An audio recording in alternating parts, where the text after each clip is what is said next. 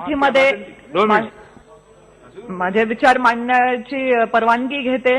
मराठा आरक्षणाचा विषय अनेक वर्षापासून प्रलंबित असून ज्या समाजाने आंदोलनं कशी करावी याचा एक आदर्श पायंडा निर्माण केला, ती आंदोलनं आता आक्रमक होताना आपल्याला दिसतायत। सर, मला वाटतं की याला कोणत्याही प्रकारचा राजकीय रंग न देता आपण सर्वांनी एकत्रित येऊन या गोष्टीवरती काम करण्याची गरज आहे।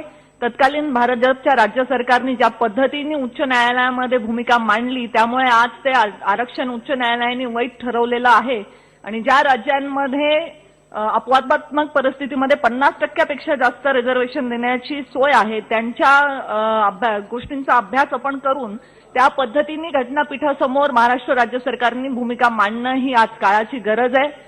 आणि तसं जर होऊ शकत नसेल तर निदान जसं धनगर समाजाला आरक्षण नाही मिळालं तरी सवलती सगळ्या एसटीच्या देण्याचं काम तत्कालीन भारतीय जनता पार्टीच्या सरकारने केलं होतं। त्या प्रकारची भूमिका आता महाराष्ट्र राज्य सरकारने घ्यावी आणि आक्रोशामध्ये असणाऱ्या मराठा तरुणांना न्याय देण्याचं काम करावं।